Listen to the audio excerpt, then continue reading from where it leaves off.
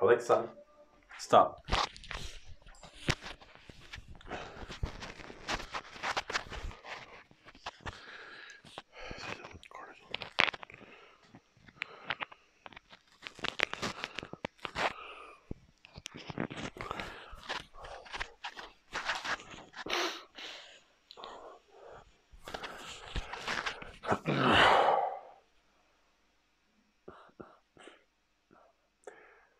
Is stress bad for you? Oh, by the way, I changed my scene a bit. I have moved to a different volume in my house because I thought a little change would be nice. But yes, I have traveling photos all over my house, so there's no escape from that. Let me get back to the topic. Is stress bad for you? On a superficial level, a lot of us, including myself, would say yes, it is bad for us. But on a deeper level, that is not the case. Before I give you the answer or what I think, let me ask you another question. Do you know what cortisol is? For the ones who don't, cortisol is a hormone that our body spreads, which is activated when we feel stressed. However, it is also a hormone that we cannot live without. And it's also a hormone that helps babies grow. So it's a hormone that is necessary for us. And we can quickly come to the conclusion that stress is necessary for us. About cortisol, I'm going to put some articles in the description below. Please have a look at it because I'm not an expert on these topics. I just read a lot and I just heard a lot and I talked a lot about it. So I would like to give you my short opinion. But to go deeper, it's better if you hear from experts. So please research cortisol and also click on the links that I have provided below this description to understand better. But long story short, our body needs cortisol. And to have cortisol, for our body to disperse cortisol, we need to feel stressed. So the difference here is, are we going to allow stress to... So the difference here is, are we going to allow stress to enrich us, to make us stronger, better, faster, like it goes in the song? Or are we going to allow stress to overtake us and destroy us? So stress can be very useful for us and can be very harmful for us, like everything else, depending on the quantity.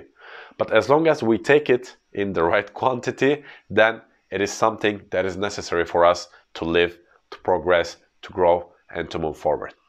And in this chapter, I'm going to speak to you about my tips on stress management from the things that I have read, from the things that I have watched, from the people that I have talked, and most importantly, from my own personal experiences. See you in the next video. Bye-bye.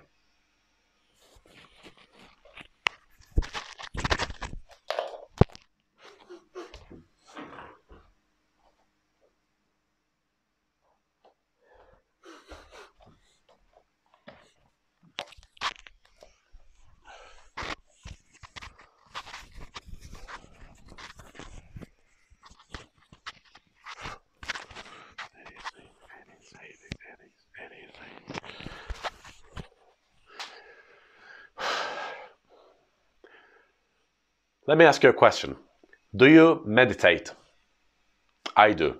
Since the last 2-3 years. Especially the last year, I have been doing it regularly. Every morning, every afternoon, and every evening.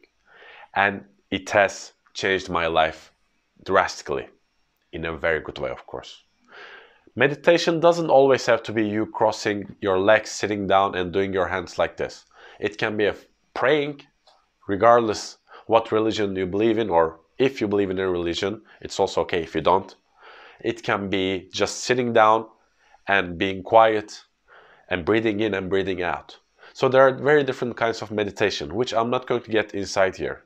If you want to find your own style, I would again recommend you to watch videos or trainings about meditation, or even just a simple YouTube video, because it took me a while to find my own style in meditation. But I'll tell you what I do. Every morning when I wake up, I open a meditation soundtrack from Spotify. And there's a certain heart. And there's a certain hertz, which is tune in music, which I'm going to also put in the descriptions. And I'm listening to these tracks in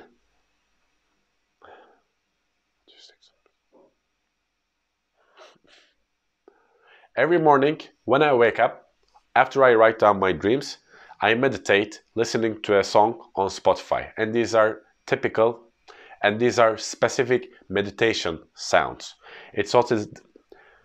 They're also designed in a certain they're also designed in a certain frequency that would affect your body in the best way, that is equal to your level of vibration. I do that 5 minutes. And afterwards, in the afternoon, before I used an application in my phone called Headspace, because there you could do guided meditation. So every afternoon I used to do 5 minutes of Headspace, and then in the evening before I go to bed I used to do 10 minutes of Headspace. But now I have a new toy. I have a virtual reality headset, and in that there is a very nice meditation app, and I use that because it's not only audible but it's also visual, so I feel immersed in it more. But not everybody has a virtual reality headset, so my recommendation to you would be, since everybody has a smartphone, you can use an application like Headspace, Calm, or something else that you can find, and start with a guided meditation.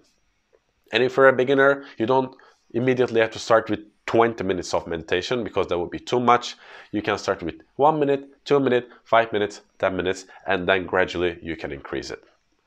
And again, you don't even need guided meditation if you have some experience in that as well. You can just sit down, breathe in,